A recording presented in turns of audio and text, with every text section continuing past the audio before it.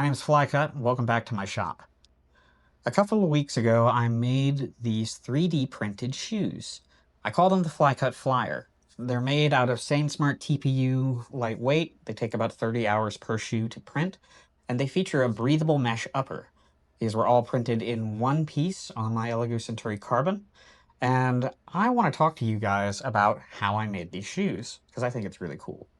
So I went into a store with my phone and I scanned a shoe. And then I brought that scan back to my computer and blah, blah, blah, hit print, and this is the result. The pattern on the upper is a little bit different, but the overall silhouette of the shoe is the same. And so since I got some pretty good results, I figure it's time that I go on ahead and make a video about this technique and share it with you guys. Unfortunately, I didn't save any of the footage or organize any of the footage of me making the flyer, so we are going to have to start from scratch. And starting from scratch means going to the store. So went back to the store, decided to shop for some shapes, and get some new scans to work from.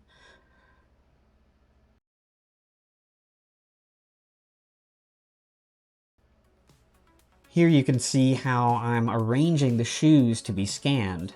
I have one shoe placed facing up, and then I place one shoe facing down, so that way I can capture the upper and the lower part of the shoe in one scan. The app that I'm using to do the scan is called a 3D Scanner app. It's available for iPhone for sure. I'm pretty sure it's on Android too. I'm just using an old iPhone 12 Pro to get these scans, so that gives you an idea of the quality that you can get, or I guess you'll get an idea of it once I show you. But it's sufficient enough to be able to extract shoes from the scan that you get. I'm using a mode called True Depth mode, which uses the front-facing depth camera on your phone to capture scans. So you'll point your phone at whatever you're trying to scan and move it slowly around the scan itself. Then once you're done, you hit process and let the app do its thing. Basically, it's going through a series of photos and corresponding depth maps and stitching them all together based off of image analysis. It's this coding something called SLAM for mobile 3D scanning. Basically, it's looking at an image and a corresponding depth map that was captured at the same time, and then using image analysis to stitch a bunch of different point clouds together into one solid point cloud to give you a digital asset. So at the end of this process, what you get is a pretty nice 3D model and a texture that you can actually open and apply to the model once you get it back on your computer. Of course, that's where you're going to process the scan. You can do that in your app of choice. I prefer to process my scans in ZBrush. ZBrush is really powerful when it comes to processing scan data, and it also is really good for more organic shapes like shoes. If you try to model a shoe in CAD, you would find it very difficult because it is a very organic shape. So instead of working with it in CAD, I'm working with it in a sculpting software. And that's going to allow me to go through and actually pick apart this model piece by piece to recreate the shoe. An interesting trick that I learned was that you can import the texture that was captured with the shoe in ZBrush by actually making the texture map from PolyPaint and then importing the texture map that was captured and downloaded in the zip file. Then you gotta hit flip V and then you can apply it directly, and bada bing, bada boom, you've got a digital asset, a model, and a texture map. So now, if I want to make these shoes, all I need to do is isolate the shoes and then start masking out shapes and extracting. So that's what we're going to do here.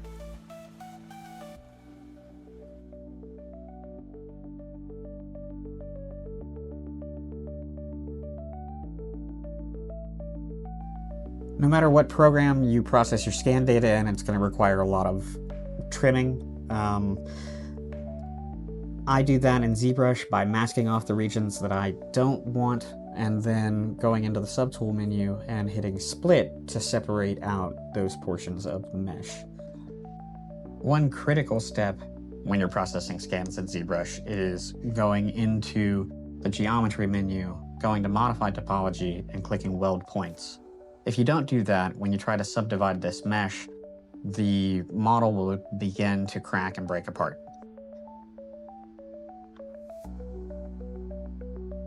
Here you can see me masking out regions, so that way I can separate out parts of the shoe. Here I'm isolating the heel, so that way I can get the cup of the heel extracted from the shoe. You can think of it like a car seat for your foot.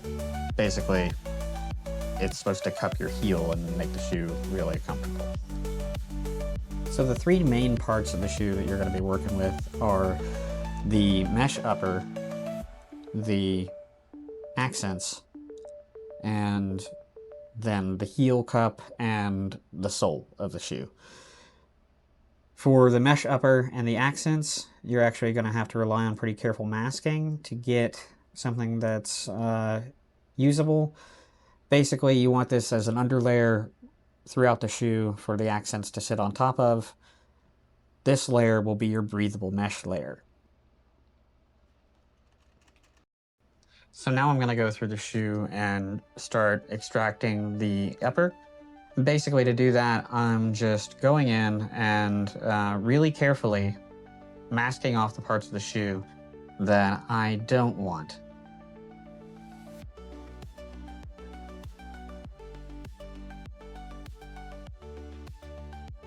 Seems like no matter how careful you are when you're extracting pieces of the mesh, you always have to go through and clean up your extractions as well. Here you can see me repeating the process to get the sole of the shoe. Basically taking that upside down shoe that allowed me to scan it in really good detail, and then flipping it right side up, mirroring it, and aligning the sole of the shoe so that way I can get the upper to match up to the sole.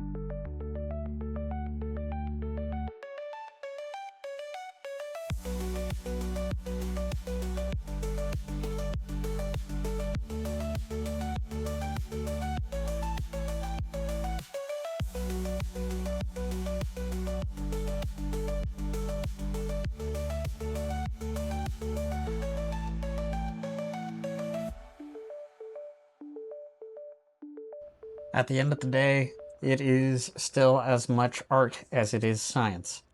But you can see how, with a little bit of careful planning and thoughtful breaking down of the shoe, how easy it is to extract the pieces that you need to get set up to print.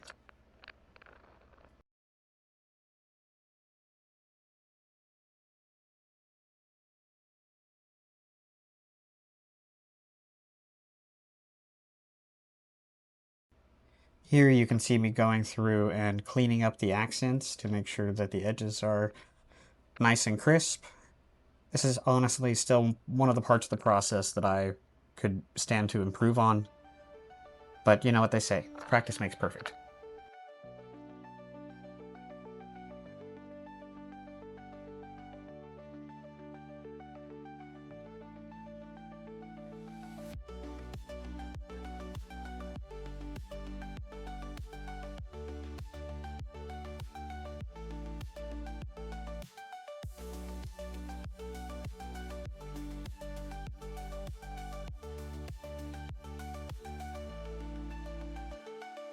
Once you've got your model adjusted to where you're happy with the results, export all the meshes and then open up your slicer. I'm using Orca.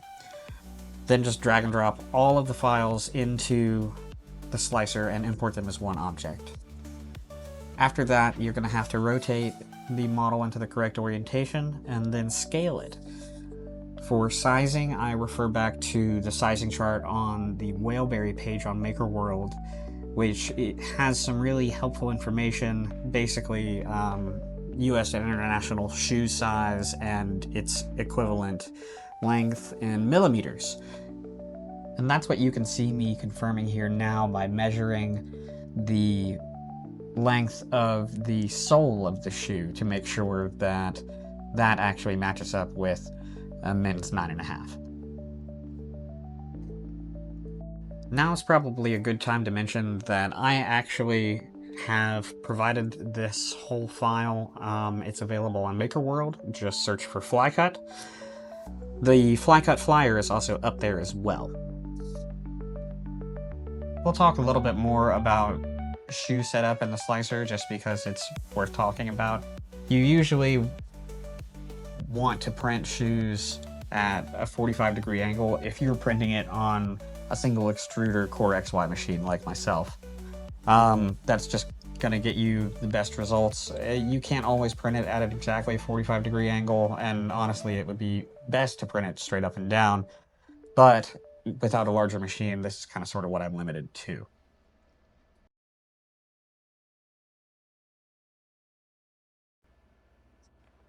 I usually paint supports in around the edges of the underside of the shoe or whatever's closest to the plate.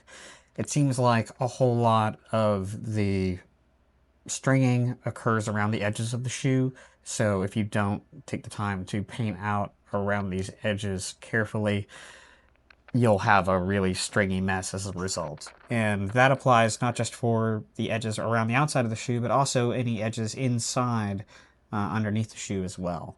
You can see the on clouds, or whatever they are, the on shoes that I pulled this from, has this really deep indent down the middle. And here we are painting the supports in along either side of that to prevent sagging on the underside of the model as well. Here I'm just going to go through some of the general settings for printing the shoe. Overall, I usually use one wall with an alternate extra wall and about 7.5% TPU MSK infill. It's also important to go through your extruder settings and through your filament settings and make sure that you've got retraction set to 0, basically trying to reduce the amount of travel and retractions that your machine has to do while it's printing the shoe. Your flow ratio and your temperature are going to be really important to adjust if you're printing with foaming TPU. You may have to dial stuff in, but these are the settings that I use, in addition to the max volumetric speed, which GPTs told me it would be good to dial things in at.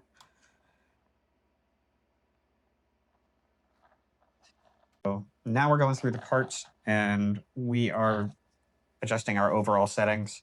Our sparse infill density for the accents and stuff is going to be the fluffiest, around 7.5. The heel cushion needs to be a little bit more robust, but only a little bit.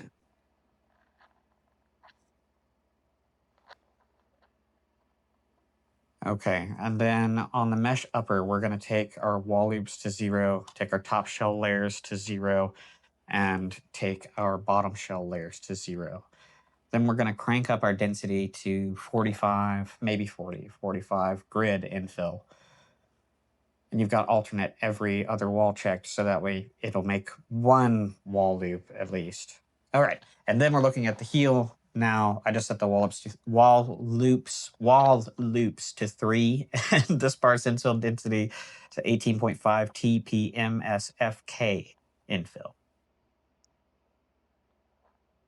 Everything else we just want to be pretty, fluffy and soft. The mesh infill only with the alternating wall is supposed to allow the shoe to be breathable, and it actually does.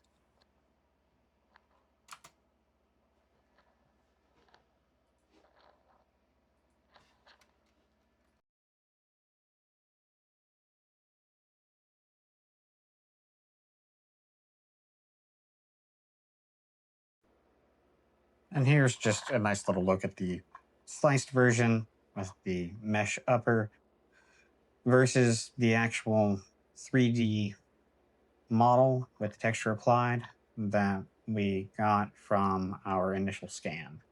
So you can see kind of sort of side by side the resemblance a little bit. It'll be easier to tell once it's printed, and then we take it into the store and set it up right next to the shoe, the same way we did at the opening of this video. So if that sounds interesting, stay tuned. We're going to try to do a shoe a week, and so far this one's looking pretty good. Those settings look pretty clean. All right, that's it. Till next time, guys. I've been meaning to make this for a while, so I'm going to go on ahead and put this out there into the ether. Flycut out. Remember, what's left is what matters, so make the most of it.